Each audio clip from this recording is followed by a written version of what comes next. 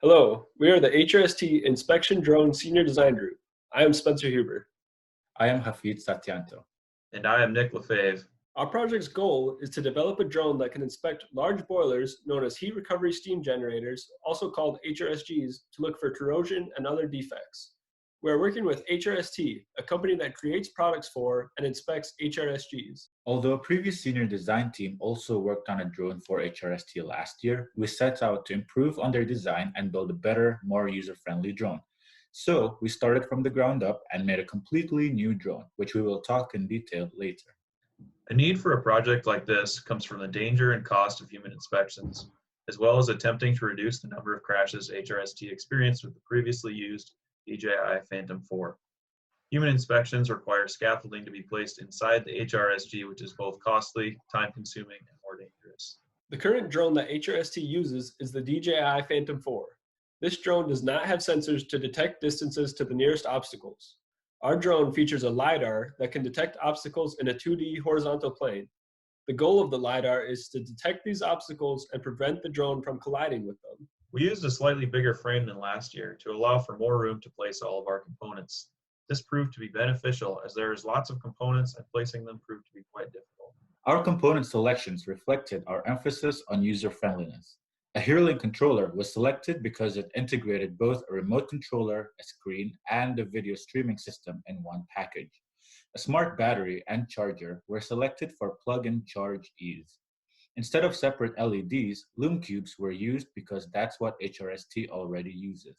Instead of a custom camera setup, we used a GoPro because it was easy to use and directly connects to the HearLink. Going into a little bit more detail about the flight controller, we decided to go with the Pixhawk 2.1. This is the brains of the drone, and almost all of the components send input and receive feedback through the Pixhawk. We paired this with the HearLink ground station controller to operate the drone and display video feedback from the GoPro camera.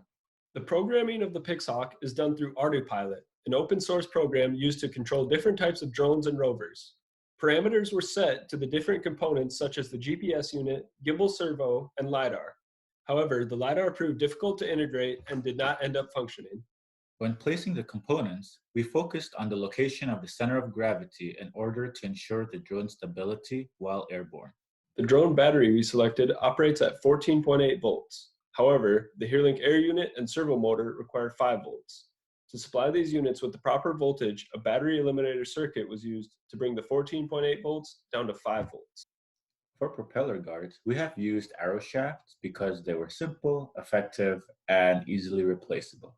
The video transmission system of the drone uses the video output of the GoPro, sends it to the HearLink air unit, which it then converts to a radio signal and is then received by the controller and displayed on the HearLink controller tablet. Our goal of the camera being able to move both up and down while integrating the lume cube required a purpose-built gimbal housing. Another special requirement was integrating the LiDAR mount to the top of the frame while still leaving room for the Pixhawk. Easiest way to achieve these goals was to 3D print them. But we also considered that HRST does not have access to a 3D printer. So we decided to limit our 3D printed parts to only these components.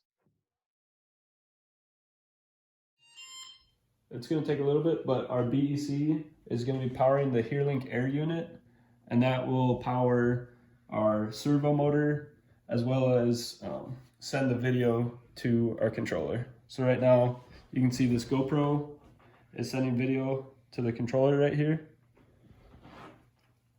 And then our servo, I'll show you that that works quick.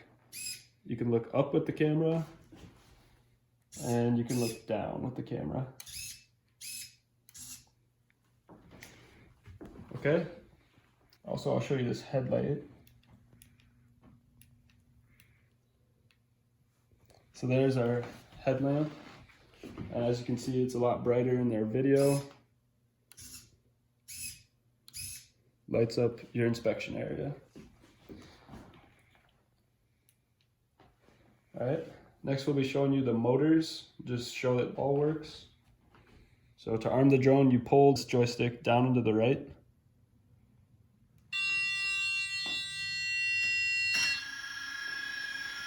And then as you can see, the motors are spinning.